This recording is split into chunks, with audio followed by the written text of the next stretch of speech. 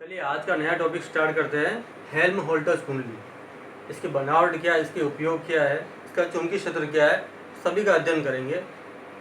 तो हेल्महोल्ट्ज़ कुंडली दो कुंडलियों से मिलकर बनी होती है। इसकी संरचना कुछ इस प्रकार से होती है। ये दो कुंडलियाँ हैं और दोनों की जो त्रिज्या है वो ये जो त्रिज्या कहलाती है वो बीच की दूरी के समान है। तो परिभाषा भी ऐसे ही बनेगी और दोनों की उभयनिष्ठ रेखा भी एक साथ गुजर रही है। तो दो कुंडलियाँ हैं इसमें, तो समान त्रिज्या, इसकी त्रिज्या ए मानी तो इसकी भी ए है, दोनों की त्रिज्या समान है। घेरों की संख्या होती है वो भी एन के रूप में समान है। बीच की दूरी है वो भी समान है, किसके, त्रिज्या के समान है। ए इधर तो ये इधर है। तो और समान दिशा में धारा प्रवाहित हो रही है, इधर समान दिशा के रूप में धारा प्रवाह भी हो रहा है इसके अंदर।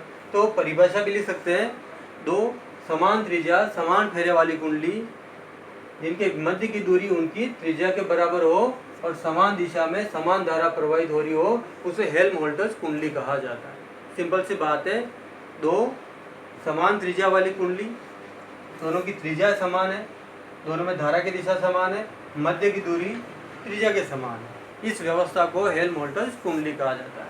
और इसका उपयोग क्या है, एक ही लाइन में याद रखना, एक नंबर का प्रश्न कई बार बनता है।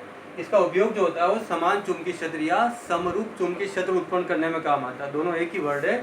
परिभाषा एक बार पढ़ सकते थे कि एक बार, समान त्रिज्या समान फेरे वाली कुंडली जिनके मध्य की दूरी उनकी त्रिज्या के समान हो, यानी कि मध्य की दूरी है, त्रिज्या भी है, घेरों की संख्या n है और समान दिशा में क्या प्रवाहित हो रही है, समान धारा प्रवाहित हो रही है। इसका उपयोग क्या है, समरूप या समान चुंबकीय क्षेत्र उत्पन्न करने में। ये इसका ग्राफ है, वक्र बन रहा है। ये प्रथम कुंडली के कारण चुंबकीय क्षेत्र, ये द्वितीय कुंडली के कारण चुंबकीय क्षेत्र, ये दोनों का परिणामी चुंबकीय क्षेत्र। ये B1 है, ये B2 है और दोनों का परिणामी चुंबकीय क्षेत्र कहलाएगा B कहलाएगा। मध्य की दूरी दोनों की उभयनिष्ठ A के रूप में मान लिया। A का मतलब A/2 इधर, इधर A/2 हो जाएगा। तो चुंबकीय क्षेत्र दोनों कुंडलियों का क्या बनेगा, B बराबर क्या लिखेंगे यहाँ पर, B1 प्लस B2। लेकिन चुंबकीय क्षेत्र दोनों का समान है, अर्थात लिख सकते हैं अपन B1 बराबर क्या लिखेंगे यहाँ पर, B2। दोनों बराबर कैसे लिखेंगे, B बराबर B1 और B2 की जगह भी क्या लिखेंगे, B1। दोनों बराबर है तो दोनों बराबर, B बराबर लिख सकते हैं अपन 2B1। तो B बराबर 2 तो लिखा। B1 का मान अपन पहले पढ़ चुके हैं, अक्ष रेखा पर बियो-सावर्ट नियम से अपन ने चुंबकीय क्षेत्र ज्ञात किया। उसका सूत्र याद करके लिखना पड़ेगा डायरेक्टली। क्या आएगा, क्योंकि वही डायरेक्ट अक्ष के रूप में चल रहा है।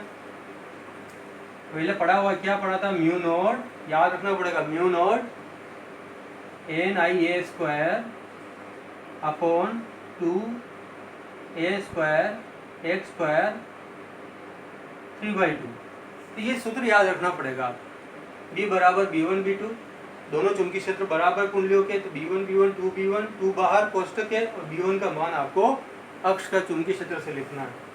x क्या हो रहा है यहाँ पर, A जो है ना A/2 के रूप में बटेगा। A/2 कितना हो जाएगा, A, x बराबर लिख सकते हैं अपन, x बराबर लिखेंगे A/2, लेकिन यहाँ x स्क्वायर है तो x स्क्वायर बराबर लिखेंगे अपन, इसका स्क्वायर करेंगे क्या हो जाएगा, A स्क्वायर अपॉन 4। ये मान यहाँ रखो, देखिए 2 म्यू नॉट NIA स्क्वायर 2, ये तो A स्क्वायर, इसका मान x स्क्वायर का ये लिखेंगे अपन A स्क्वायर अपॉन 4, करेक्ट। और ये 3/2 चल रहा है, इसका लघुत्तम लेंगे कितना आ जाएगा, कितना 2 चल रहा है B, ये म्यू नॉट NIA स्क्वायर है ना, ये 2 चल रहा है, 2A स्क्वायर 2 बार चल रहा है, 4 का लघुत्तम ले लिया यहाँ, तो क्या आ जाएगा, ये 4A स्क्वायर A स्क्वायर और 3/2 चल ही रहा है। ये 2 से ये 2 काट दिया। अब क्या आ रहा है, इस 4 को 3/2 के साथ अलग करो, इसको अलग करो, तो क्या बचेगा, म्यू नॉट NIA स्क्वायर, ध्यान से देखना इसको, B1 का मान ये लिखा, x का मान ये होता तो x स्क्वायर है इसलिए पहले से लिख दिया, ये मान ये लिखा, 4 का लघुत्तम लिया, 4 से क्या होगा 4A स्क्वायर और A स्क्वायर चल रहा है, 2 से 2 काट दिया, ये 2 से 2 कैंसिल होने वाला है ना।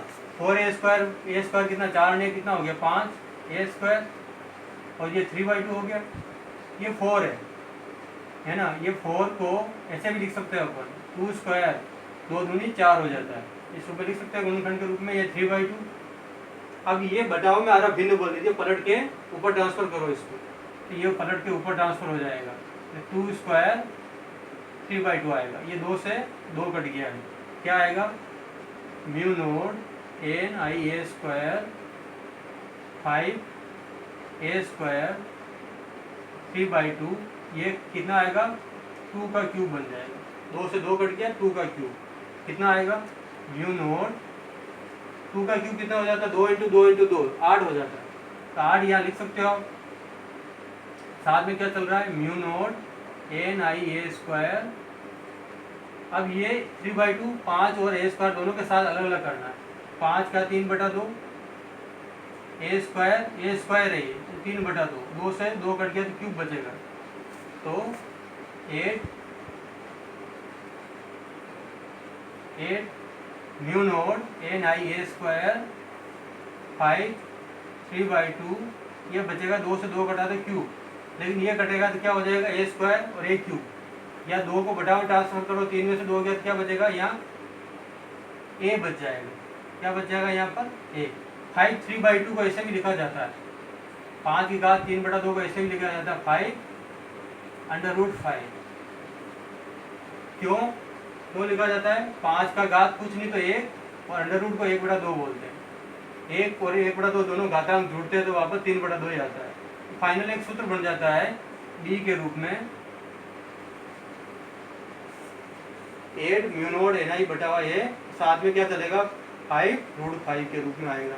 तो सिंपल सा कैलकुलेशन है, क्या परिभाषा बनेगी, समान त्रिज्या समान फेरे वाली कुंडली जिनके बीच की दूरी उनकी त्रिज्या के समान हो, समान दिशा में समान धारा प्रवाहित होती हो, हेल्महोल्ट्ज़ कुंडली कहा जाता है। एक लाइन का उपयोग आता है कई बार समान चुंबकीय क्षेत्र उत्पन्न करने में, दोनों का चुंबकीय क्षेत्र समान है B1 B2, तो B1 B2 बराबर है, तो अपन ने B1 B1 2B1, B1 का मान अपने को अक्ष से लिखना है, x का मान यहाँ से x²a²/4, 4 का लघुत्तम लिया, 2 से 2 पहले कट गया, 4 ने 5 हो गया, ये ऊपर ट्रांसफर हो गया, 2 का मतलब अपन ने 2 स्क्वायर बना दिया इसको, ताकि 2 से 2 कट जाए, 2 क्यूब बचा, 2 क्यूब हो गया, ये 5a² 3/2 बाहर गया, 2 क्यूब का मतलब 8 हो गया, लाइन पूरी कर ली, ये 16 हो गया, 5 का 3/2 अलग, a² का 3/2 अलग, 2 से 2 a क्यूब बचा, a क्यूब का मतलब a² और a क्यूब में 1 बचेगा, 3 में से 2 के 1 बच गया, और ये 5 का घात 3/2 को ऐसे भी लिखा जाता है 5√5, यानी कि 1 ये और 1/2, तो आपको 3/2 आ जाता है।